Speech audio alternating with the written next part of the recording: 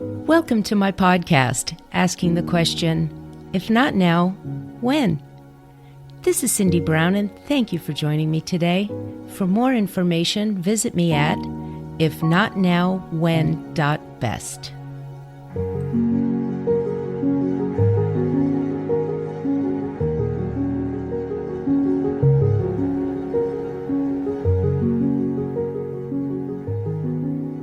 Have you sat at a stoplight feeling someone looking at you?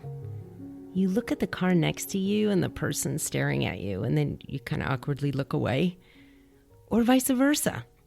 You know, I've even, as crazy as this sounds, I even tried an experiment doing that and on purpose look at somebody and inevitably they look over. Like, what is that? Or, you know, you think of somebody and the phone rings or you get a text from them, you know, no matter how far away they are. Or at a concert and felt the positive energy, or at a prayer session or a meditation session and felt an energy in the room. Ever wondered watching a flock of birds flying in formation and in a split second they change direction, maintaining exact formation? Why are outcomes better for patients in hospitals where there are people waiting for them in the waiting room? Why does the placebo effect exist?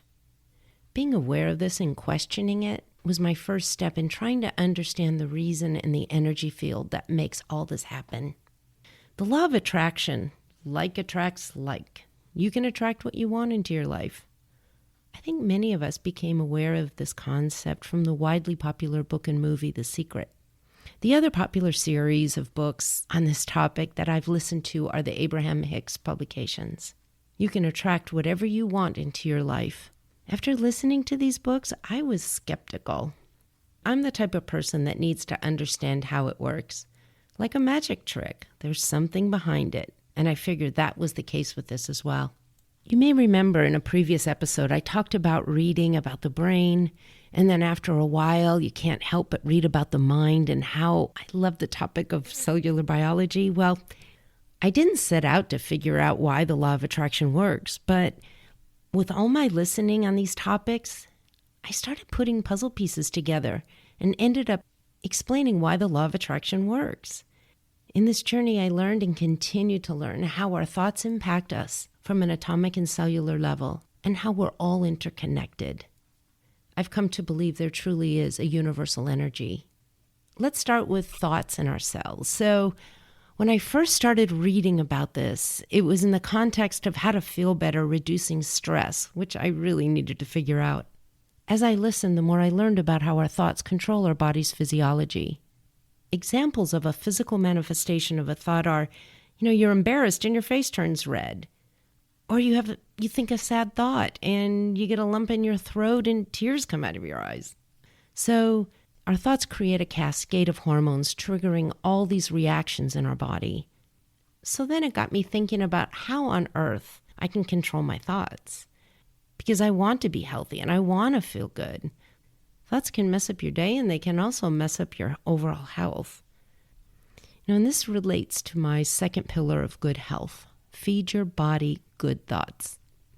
One of the books I listened to help me understand this from a cellular level was a book written by cellular biologist Dr. Bruce Lipton called The Biology of Belief. He writes, because the fate of the cell is controlled by the conditions of the environment. The blood composition is really the factor that controls the genetic response of the cell. So the brain is the chemist. I love that. The chemistry put into the blood by the brain is a direct complement to the picture we hold in our mind. In other words, the mind's image is translated by the brain into chemistry, which then goes to the body to create a physical complement to the image in our mind. Buddha 2,500 years ago also explained this in much simpler terms. What we believe, we become. Dr. Lipton then gives an example. If you're sitting there with your eyes closed and you open your eyes and you see someone you love, your mind holds a picture of love. A picture of love in the mind is translated by the brain into very specific chemistry. In a state of love, the brain releases dopamine for pleasure into the blood.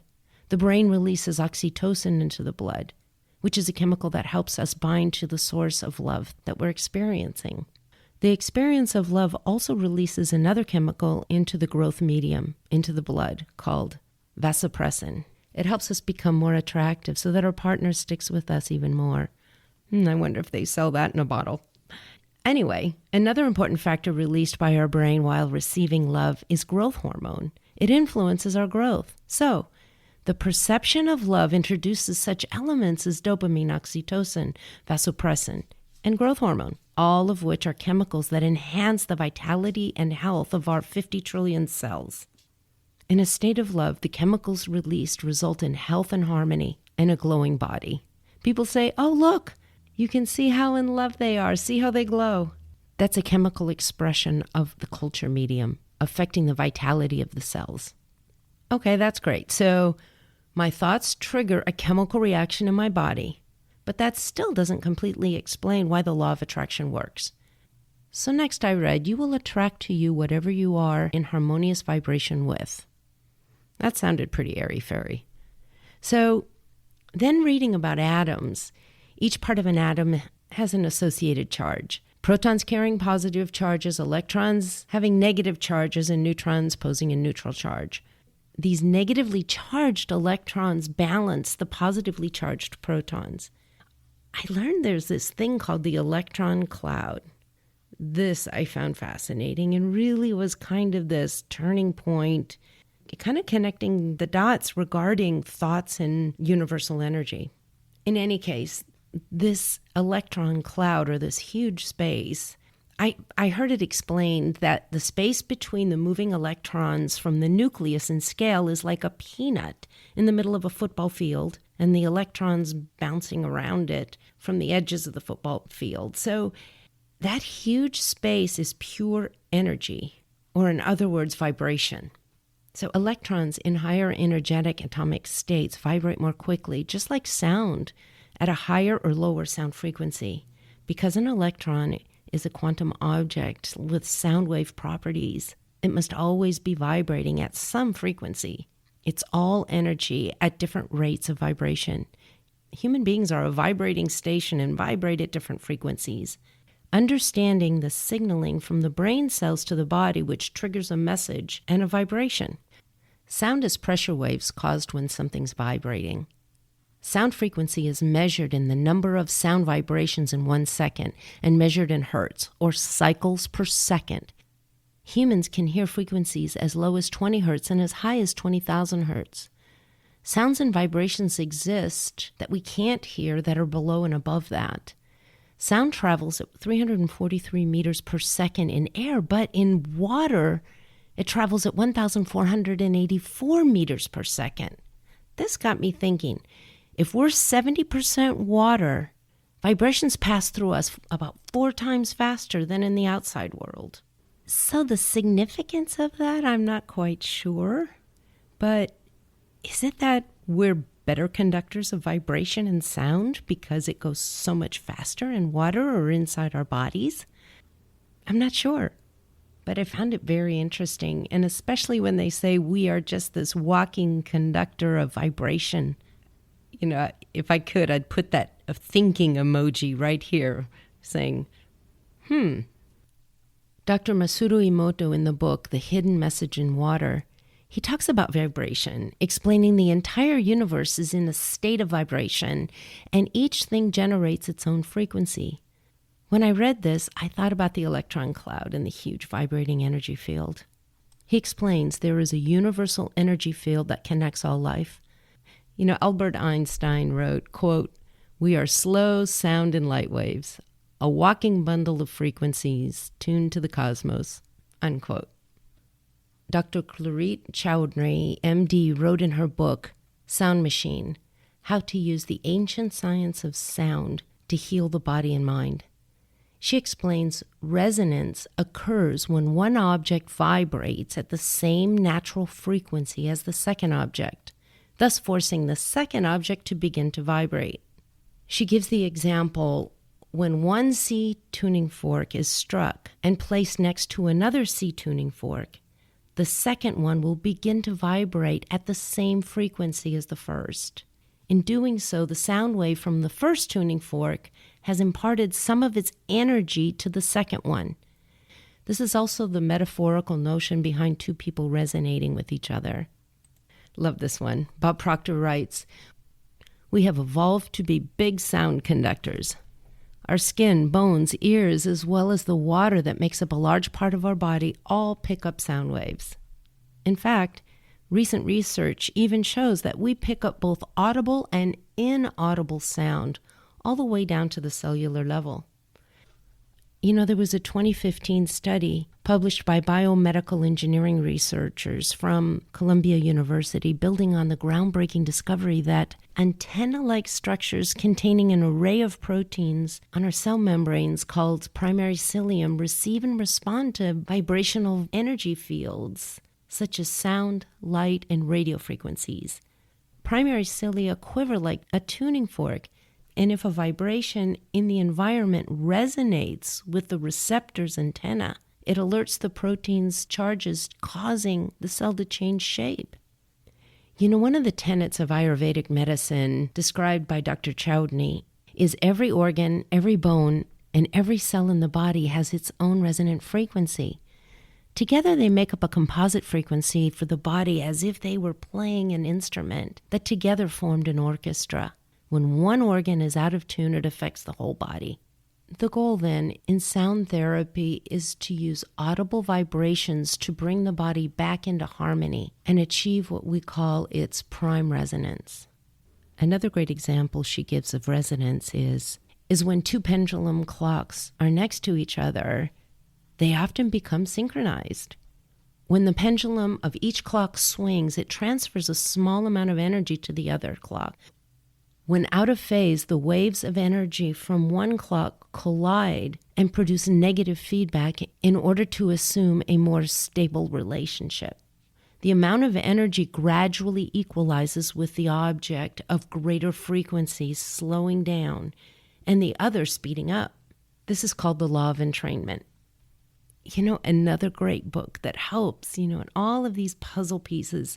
Visually, when you put a jigsaw puzzle together, you kind of start with the frame and then you get pieces that fill in the blanks in the middle as you go. And, as I'm reading these things, I'm just this whole jigsaw puzzle putting it together. And this certainly was a pivotal piece. It's probably one of the corner pieces, but it was a book by David Hawkins, MD, PhD, called Power versus Force, The Hidden Determinants of Human Behavior. So in his book, through years of research, he quantifies human vibration with loving gratitude at the highest levels of vibration: hate, anger, jealousy, greed, all vibrating at lower levels.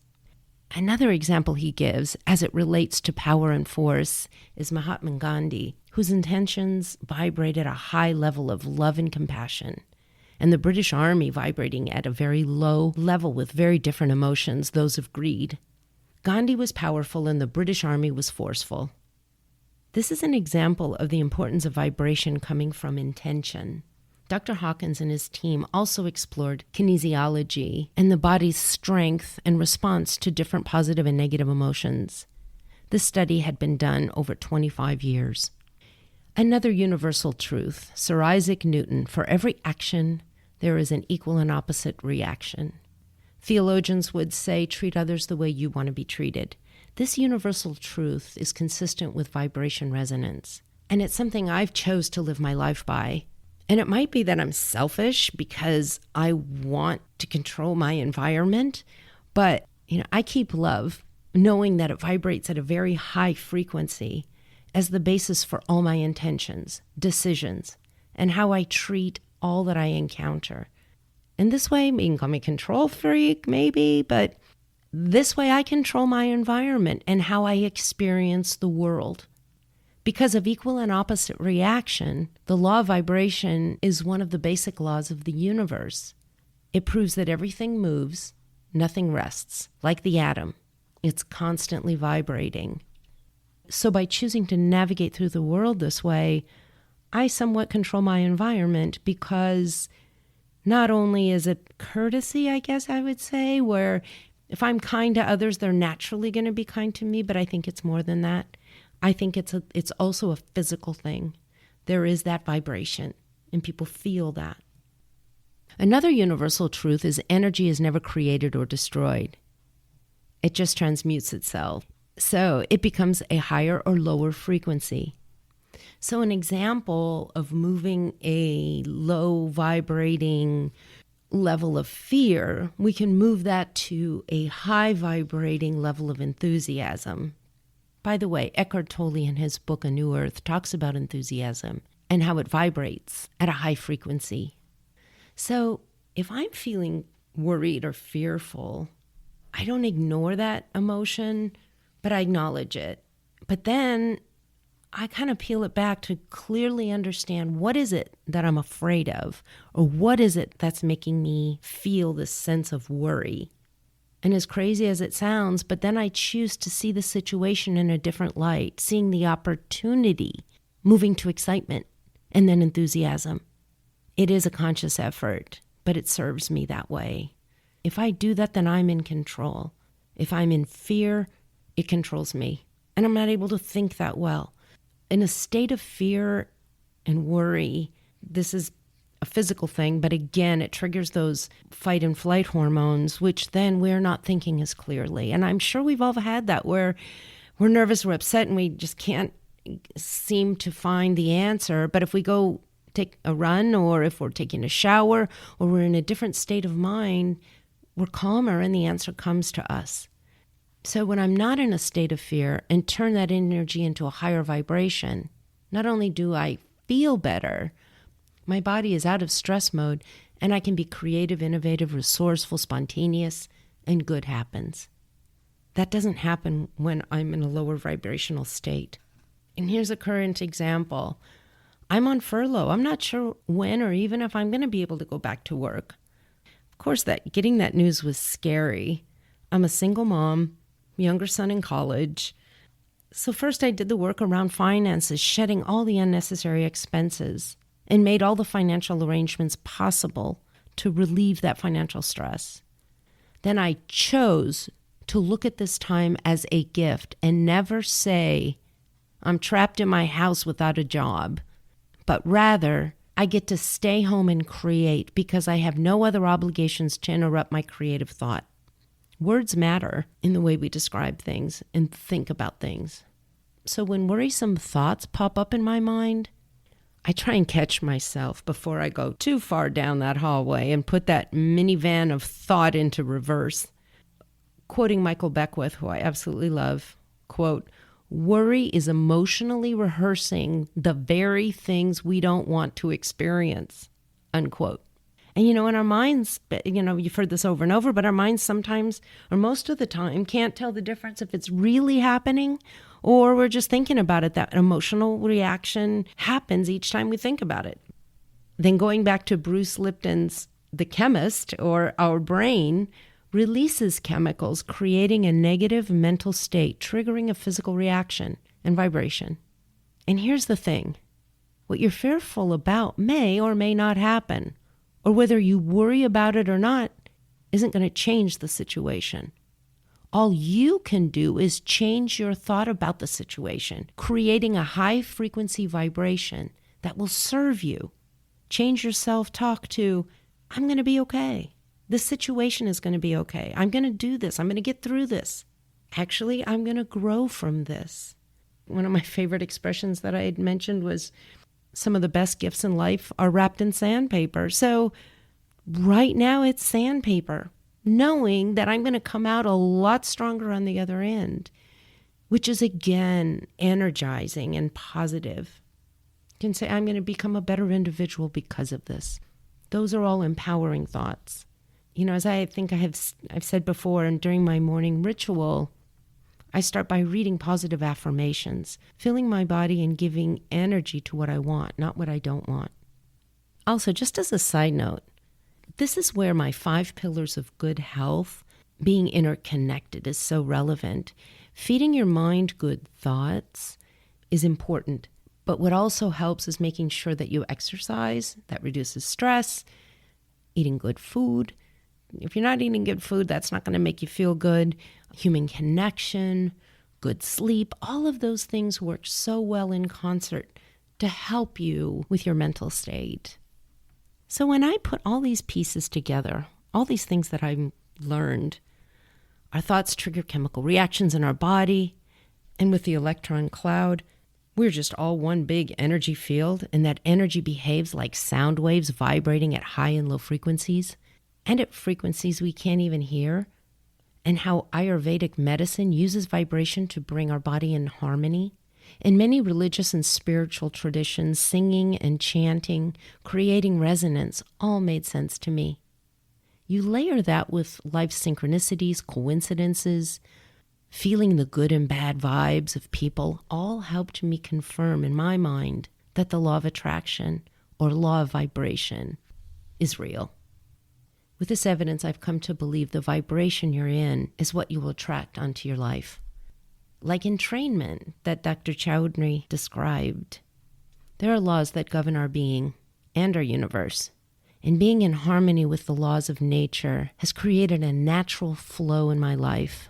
And the direction I point my attention and visualize has become a reality. Of course, not without doing the work. Anything you want will come to you when you get into harmony with it. Ways to do that are visualization. During my morning meditation practice, I give focused thought to what I want, visualizing and feeling as though it's already happening. Thought is invitation, quote unquote. You know, when you're feeling happy or sad or enthusiastic, that your vibration is at a high or low frequency, people in nature will react the same way to be in resonance with you. When someone says, I feel good being around you, you have taken your energy and thoughts and changed their state of mind, creating a new chemical reaction in their body from the chemist, our brain, as Bruce Lipton describes. It could also happen that if you're feeling great and happy and vibrating at a high level, and in that state you come across someone who's in a low vibration, you probably won't feel good in their presence, or your vibration will then be congruent with theirs. If you're both in a negative state, then you will be in resonance. And I think the saying, misery loves company, is probably pretty relevant there because you're both in the same frequency. You probably have experienced this, but you're in a room, everyone's happy and laughing and having a good time, and somebody walks in who's angry.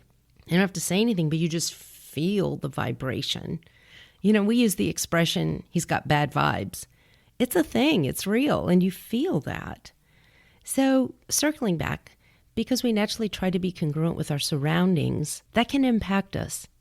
Or we can choose to change that energy by how we respond. There's a book, Man's Search for Meaning, by Viktor Frankl, and a light bulb went on when I read this. He says, from the time you receive that message and before we respond, we can choose to respond or react. And it's in that split second that makes a difference in the outcome of that interaction. So in that moment, you can move that person's energy to yours by responding. If your energy is positive, they will then have a more positive reaction. But if you react and you are in the same space, assuming they're negative, then you will be in their space and the whole energy of the conversation will be negative. And as we've learned from biology of belief, negative energy in our body is not a good thing. It's not healthy long term. Another thing to be aware of is when faced with circumstances, it truly is the meaning that we give to those circumstances that makes a difference. And when we can assign a meaning that serves us, it's truly liberating. I think a lot of what we're talking about, we already know. We're aware of these things innately, but to put them in the context of science has certainly brought clarity and my understanding to this whole subject. Now that I've done this, my reaction is always, I get it, and there's a reason for it. And then the really good news is, when I understand how it works, my level of belief is greater. I don't doubt it, and I'm able to manifest things in my life because there's no doubt, knowing it's a thing. It could be, throughout the years and reading all of this and, putting this puzzle together and getting the corner pieces together and getting the frame. And as I read things, putting more and more pieces together to paint this picture of this law of attraction, it could very well be that it's confirmation bias. It could be I want to believe this. So all the evidence brought me to this conclusion rather than it being in an objective truth. I know there's a jump from a thought vibrating and someone else feeling it, or putting that vibration out to the universe and attracting to me the thought I put out there. But what I have seen and experienced, and the understanding there are sound waves out there impacting our bodies that we can't even hear, and that energy behaves like sound waves, with the electron cloud being pure energy and making up most of the universe with everything vibrating. I've come to the conclusion I can make the law of attraction work for me. Whether it's real or not, it's real in my world. I hope this information gives you a moment of pause to see the unlimited possibility in your life, that it provides some tools for you when you're faced with a stressful situation, and that it helps bring into your life what you want and lead a life that you want to live. Quote, "When you change the way you think, the world around you changes." Unquote. Thank you so much for joining me today. Wishing you peace, joy, and love. Goodbye for now.